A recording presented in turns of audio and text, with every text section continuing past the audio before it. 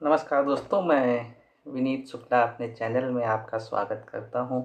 जैसा आप जानते हैं, मैं यहाँ पर प्रेमचंद की कहानियाँ और कुछ अनेक अलग साहित्यकारों की कहानियाँ लेकर प्रस्तुत होता हूँ। उसी दिशा में आज की कहानी है मिस पद्मा। और ये भी प्रेमचंद की कहानी है। और मेरे विचार से मिस पद्मा कहानी ये बताने की कोशिश है कि सही समय पर सही चीज़ का होना आवश्यक है। जवानी में अगर आप बचपन का अनुभव करना चाहें या फिर बुढ़ापे में जवानी का अनुभव करना चाहें, तो वो हमेशा ही नुकसानदायी होती है। और मेरे हिसाब से, मेरी पर्सनल सोच के हिसाब से, स्त्री की सोच स्वतंत्र होनी चाहिए और ये ज़रूरी भी है। देश के हित में भी है, देश के विकास में भी इसका योगदान है। लेकिन न कि स्त्री की ही, पुरुष स्त्री सभी की सोच स्वतंत्र होनी चाहिए, लेकिन उसमें एक डिसिप्लिन होना चाहिए। और उसमें उस सोच को का सही समय पर सही चीज़ होने से में एक तालमेल सा होना चाहिए, जिससे कि जीवन सुलभ हो, आसान हो और हमको बाद में पछताना न पड़े। कहानी का शीर्षक है मिस पद्मा। शुरू करते हैं कहानी मिस पद्मा। कानून में अच्छी सफलता प्राप्त कर लेने के बाद मिस पद्मा को एक नया अनुभव हुआ। वह था जीवन का सूनापन। विवाह को उसने एक अप्राकृतिक बंधन समझा था और निश्चय कर लिया था कि स्वतंत्र रहकर जीवन का उपभोग करूंगी। एमए की डिग्री ली, फिर कानून पास किया और प्रैक्टिस शुरू कर दी। रूपवती थी, युवती थी, मृदु भाषिणी थी और प्रतिभाशालिनी भी थी। मार्ग में कोई बाधा न थी। देखते देखते वह अपने साथी नौजवान मर्द वकीलों को पीछे छोड़कर आगे निकल गई और अब उसकी आमदनी कभी कभी 1000 से भी ऊपर बढ़ जाती। ये कहानी पुराने समय में, प्रेमचंद के समय में लिखी गई, जिस समय 1000 की भी कीमत बहुत ज़्यादा हुआ करती थी। अब उतने परिश्रम और सिर मर्जन की आवश्यकता न रही। मुकदमे अधिकतर वही होते थे जिनका उसे पूरा अनुभव हो चुका था। उनके विषय में किसी तरह की तैयारी की उसे जरूरत न मालूम होती। अपनी शक्तियों पर कुछ विश्वास भी हो गया था।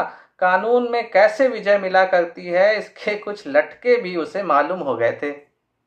इसलिए उसे अब बहुत अवकाश मिलता था और इसे वह किस्से कहानियाँ पढ़ने, सैर करने, सिनेमा देखने, मिलने मिलाने में खर्च करती थी। जीवन को सुखी बनाने के लिए किसी व्यसन की जरूरत को वह खूब समझती थी। उसने फूल और पौधे लगाने का व्यसन पाल लिया था। तरह तरह के बीज और पौधे मंगाती और उन्हें उगते, बढ़ते, फूलते, फलते देखकर खुश होती। मगर फिर भी जीवन में सूनेपन का अनुभव होता रहता था। यह बात न थी कि उसे पुरुषों से विरक्ति हो, नहीं, उसके प्रेमियों की कमी न थी। अगर उसके पास केवल रूप और यौवन होता तो भी उपासकों का अभाव न रहता, मगर यहाँ तो रूप और यौवन के साथ धन भी था। फिर रसिक वृंद क्यों चूक जाते? पद्मा को विलास से घृणा थी नहीं, घृणा थी पराधीनता से, विवाह को जीवन का व्यवसाय बनाने से। जब स्वतंत्र रहकर भोग विलास का आनंद उड़ाया जा सकता है तो फिर क्यों न उड़ाया जाए। भोग में उसे कोई नैतिक बाधा न थी। इसे वह केवल देह की एक भूख समझती थी। इस भूख को किसी साफ सुथरी दुकान से भी शांत किया जा सकता है और पद्मा को साफ सुथरी दुकान की हमेशा तलाश रहती थी। ग्राहक दुकान में वही चीज लेता है जो उसे पसंद आती है। पद्मा भी वही चीज चाहती थी। यूं उसके दर्जनों आशिक थे, कई वकील, कई प्रोफेसर, कई डॉक्टर, कई रईस। मगर ये सब के सब अय्याश थे, बेफिक्र, केवल भौरे की तरह रस लेकर उड़ जाने वाले। ऐसा एक भी न था जिस पर वह विश्वास कर सकती। अब उसे मालूम हुआ कि उसका मन केवल भोग नहीं चाहता, कुछ और भी चाहता है। वह चीज क्या थी? पूरा आत्मसमर्पण, और यह उसे न मिलती थी। उसके प्रेमियों में एक मिस्टर प्रसाद था, बड़ा ही रूपवान और धुरंधर विद्वान। एक कॉलेज में प्रोफेसर था, वह भी मुक्त भोग के आदर्श का उपासक था, और पद्मा उस पर फिदा थी। चाहती थी उसे बांध कर रखे, संपूर्णतः अपना बना ले, लेकिन प्रसाद चंगुल में न आता था। संध्या हो गई थी, पद्मा सैर करने जा रही थी कि प्रसाद आ गया। सैर करना मुलतवी हो गया। बातचीत में सैर से कहीं ज्यादा आनंद था, और पद्मा आज प्रसाद से कुछ दिल की बात कहने वाली थी। कई दिन के सोच विचार के बाद उसने कह डालने का ही निश्चय किया था। उसने प्रसाद की नशीली आंखों से आंखें मिलाकर कहा, तुम यहीं मेरे बंगले में आकर क्यों नहीं रहते? प्रसाद ने कुटिल विनोद के साथ कहा, नतीजा यह होगा कि 2-4 महीने में ही यह मुलाकात भी बंद हो जाएगी। मेरी समझ में नहीं आया, तुम्हारा क्या आशय है? आशय वही है जो मैं कह रहा हूं। आखिर क्यों?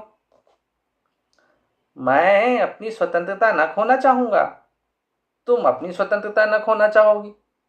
तुम्हारे पास तुम्हारे आशिक आएंगे तो मुझे जलन होगी, मेरे पास मेरी प्रेमिकाएं आएंगी तो तुम्हें जलन होगी।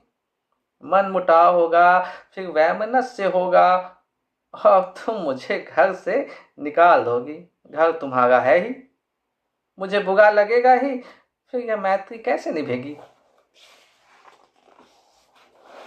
दोनों कई मिनट तक मौन रहे। प्रसाद ने परिस्थिति को इतने स्पष्ट, बेलाग, लठमार शब्दों में खोल कर रख दिया था कि कुछ कहने की जगह न मिलती थी। आखिर प्रसाद को ही नुक्ता सूझा। बोला, जब तक हम दोनों यह प्रतिज्ञा न कर लें कि आज से मैं तुम्हारा हूं और तुम मेरी हो, तब तक एक साथ निर्वाह नहीं हो सकता। तुम यह प्रतिज्ञा करोगे? पहले तुम बतलाओ। हाँ, मैं करूंगी। तो मैं भी करूंगा, मगर इस बात के सिवा मैं और सभी बातों में स्वतंत्र रहूंगी, और मैं भी इस एक बात के सिवा हर बात में स्वतंत्र रहूंगा। मंजूर? ठीक है, मंजूर। तो कब से? जब से तुम कहो। मैं तो कहती हूं कल ही से। तय? तय रहा, लेकिन अगर तुमने इसके विरुद्ध आचरण किया तो? और तुमने किया तो? तुम मुझे घर से निकाल सकती हो, लेकिन मैं तुम्हें क्या सजा दूंगा? तुम मुझे त्याग देना, और क्या करोगे? जी नहीं, तब इतने से चित्त को शांति न मिलेगी। तब मैं चाहूंगा तुम्हें जलील करना, बल्कि तुम्हारी हत्या करना। तुम बड़े निर्दयी हो प्रसाद। जब तक हम दोनों स्वाधीन हैं, हमें किसी को कुछ कहने का हक नहीं, लेकिन एक बार प्रतिज्ञा में बंध जाने के बाद फिर न मैं उसकी अवज्ञा सह सकूंगा, न तुम सह सकोगी। तुम्हारे पास दंड का साधन है, मेरे पास नहीं है। कानून मुझे कोई भी अधिकार नहीं देगा। मैं तो केवल अपने पशु बल से प्रतिज्ञा का पालन कराऊंगा, और तुम्हारे इतने नौकरों के सामने मैं अकेला क्या कर सकूंगा? तुम तो चित्र का श्याम पक्ष ही देखते हो। जब मैं तुम्हारी हो रही हूं तो यह मकान, नौकर चाकर और जायदाद सब कुछ तो तुम्हारा है। हम तुम दोनों जानते हैं कि ईर्ष्या से ज्यादा घृणित कोई सामाजिक पाप नहीं है। तुम्हें मुझसे प्रेम है या नहीं मैं नहीं कह सकती, लेकिन तुम्हारे लिए मैं सब कुछ सहने, सब कुछ करने को तैयार हूं। दिल से कहती हो पद्मा? सच्चे दिल से कहती हूँ, मगर न जाने क्यों तुम्हारे ऊपर विश्वास नहीं आ रहा। मैं तो तुम्हारे ऊपर विश्वास कर रही हूँ। यह समझ लो, मैं मेहमान बनकर तुम्हारे घर में न रहूंगा, स्वामी बनकर रहूंगा। तुम घर के स्वामी ही नहीं, मेरे स्वामी बनकर रहोगे, मैं तुम्हारी स्वामिनी बनकर रहूंगी। प्रोफेसर प्रसाद और मिस पद्मा दोनों साथ रहते हैं और प्रसन्न हैं। दोनों ही ने जीवन का जो आदर्श मन में स्थिर कर लिया था वह सत्य बन गया है। प्रसाद को केवल 200 रुपये वेतन मिलता है, मगर वह अपनी आमदनी का दुगना भी खर्च कर दे तो परवाह नहीं। पहले वह कभी कभी शराब पीता था, अब रात दिन शराब में मस्त रहता है। अब उसके लिए अलग अपनी कार है, अलग अपने नौकर हैं, तरह तरह की बहुमूल्य चीजें मंगवाता रहता है और पद्मा बड़े हर्ष से उसकी सारी फिजूल खर्चियां बर्दाश्त करती है। नहीं, बर्दाश्त करने का प्रश्न नहीं, नहीं बर्दाश्त करने का प्रश्न नहीं। वह खुद उसे अच्छे से अच्छे सूट पहनाकर, अच्छे से अच्छे ठाठ में रखकर प्रसन्न होती है। जैसे घड़ी इस वक्त प्रोफेसर प्रसाद के पास है, शहर के बड़े से बड़े रईस के पास न होगी, और पद्मा जितना ही उससे दबती है, प्रसाद उतना ही उसे दबाता है। कभी कभी उसे नागवार भी लगता है, पर किसी अज्ञात कारण से अपने को उसके वश में पाती है। प्रसाद को जरा भी उदास या चिंतित देखकर उसका मन चंचल हो जाता है, उस पर आवाजें कसी जाती हैं, फप्तियां चुस्त की जाती हैं। जो उसके पुराने प्रेमी थे वे उसे जलाने और कुढ़ाने का प्रयास भी करते हैं, पर वह प्रसाद के पास आते ही सब कुछ भूल जाती है। प्रसाद ने उस पर पूरा आधिपत्य पा लिया है और उसने इसका ज्ञान पद्मा की बारीक आंखों से पढ़ा है और उसका आसन अच्छी तरह पा गया है। मगर जैसे राजनीति के क्षेत्र में अधिकार दुरुपयोग की ओर जाता है, उसी तरह प्रेम के क्षेत्र में भी वह दुरुपयोग की ओर ही जाता है, और जो कमजोर है उसे तावान देना पड़ता है। आत्माभिमान पद्मा अब प्रसाद की लौंडी थी, और प्रसाद उसकी दुर्बलता का फायदा उठाने से क्यों चूकता। उसने कील की पतली नोक चुभा दी थी और बड़ी कुशलता से उत्तरोत्तर उसे अंदर ठोकता जाता था, यहाँ तक कि उसने रात को देर में घर आना शुरू किया। पद्मा को अपने साथ न ले जाता, उससे बहाना करता कि मेरे सिर में दर्द है, और जब पद्मा घूमने जाती तो अपनी कार निकाल लेता और उड़ जाता। 2 साल गुजर गए थे और पद्मा को गर्भ था। वह स्थूल भी हो चली थी। उसके रूप में पहले किसी नवीनता और मादकता न रह गई थी। वह घर की मुर्गी थी, साग बराबर। एक दिन इसी तरह पद्मा लौट कर आई तो प्रसाद गायब थे। वह झुंझला उठी। इधर कई दिन से वह प्रसाद का रंग बदला हुआ देख रही थी। आज उसने कुछ स्पष्ट बातें कहने का साहस पटोगा। 10 बज गए, 11 बज गए, 12 बज गए, पद्मा उसके इंतजार में बैठी थी। भोजन ठंडा हो गया, नौकर चाकर सो गए। वह बार बार उठती, फाटक पर जाकर नजर दौड़ाती। 1 बजे के करीब प्रसाद घर आया। पद्मा ने साहस तो बहुत बटोरा था, पर प्रसाद के सामने आते ही उसे इतनी कमजोरी मालूम हुई। फिर भी उसने जरा कड़े स्वर में पूछा, आज इतनी रात तक कहाँ थे? कुछ खबर है? कितनी रात गई? प्रसाद को इस वक्त असुंदरता की मूर्ति सी लगी।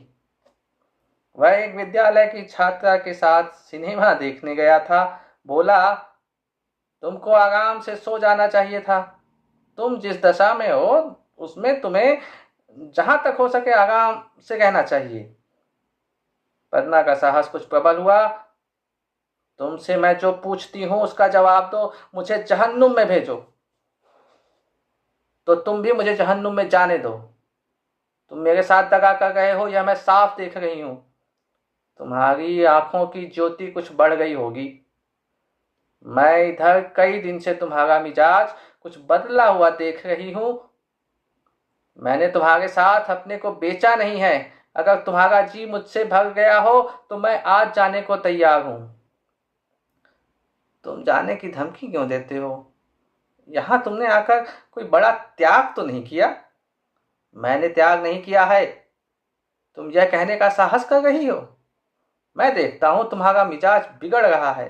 तुम समझती हो मैंने इसे अपंग कर दिया, मगर मैं इसी वक्त तुम्हें ठोकर मारने को तैयार हूं। इसी वक्त, इसी वक्त। पद्मा का साहस जैसे बुझ गया था। प्रसाद अपना ट्रंक संभाल रहा था। पद्मा ने दीन भाव से कहा, मैंने तो ऐसी कोई बात नहीं कही जो तुम इतना बिगड़ उठे। मैं तो केवल तुमसे पूछ रही थी कहाँ थे। क्या मुझे इतना भी अधिकार नहीं देना चाहते?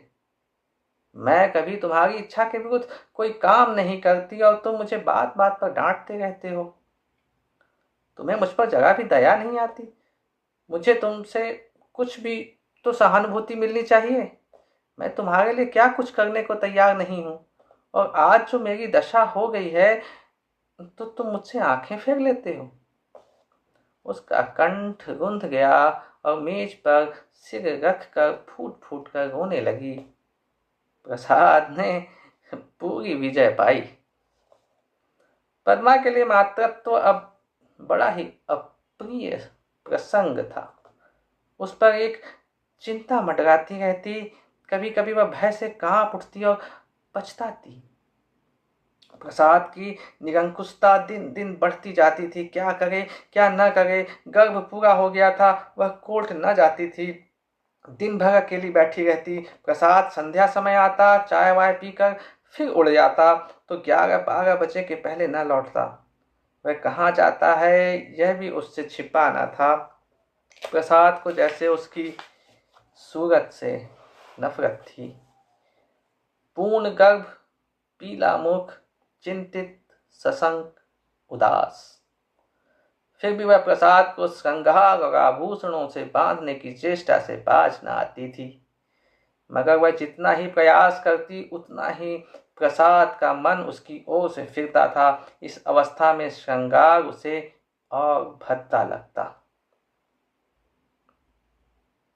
प्रसव वेदना हो रही थी। प्रसव वेदना हो रही थी। प्रसाद को पता नहीं, नर्स मौजूद थी, लेडी डॉक्टर मौजूद थी, मगर प्रसाद का न रहना पद्मा की प्रसव वेदना को और भी दारुण बना रहा था। बालक को गोद में देखकर उसका कलेजा फूल उठा, मगर फिर प्रसाद को सामने न पाकर उसने बालक की ओर से मुंह फेर लिया। मीठे फल में जैसे कीड़े पड़ गए हों। 5 दिन सौ ग्रह से में काटने के बाद उसने जैसे पद्मा जेल खाने से निकली, नंगी तलवार बनी हुई माता बनकर वह अपने में एक अद्भुत शक्ति का अनुभव कर रही थी। उसने चपरासी को चेक देकर बैंक भेजा। प्रसव संबंधी कई बिल अदा करने थे। चपरासी खाली हाथ लौट आया। पद्मा ने पूछा, रुपए? बैंक बाबू ने कहा, रुपए सब प्रसाद बाबू निकाल ले गए। पद्मा को गोली सी लगी। 20,000 रुपए प्राणों की तरह संचित कर रखे थे इसी शिशु के लिए। हाय, 100 से निकलने पर मालूम हुआ प्रसाद विद्यालय की एक बालिका को लेकर इंग्लैंड की सैर करने चला गया। झल्लाई हुई घर में आई, प्रसाद की तस्वीर उठाकर जमीन पर पटक दी और उसे पैरों से कुचला। उसका जितना सामान था उसे जमा करके दिया सलाई लगा दी और उसके नाम पर थूक दिया। 1 महीना बीत गया था। पद्मा अपने बंगले के फाटक पर शिशु को गोद में लिए खड़ी थी। उसका क्रोध अब शोकमय निराशा बन चुका था।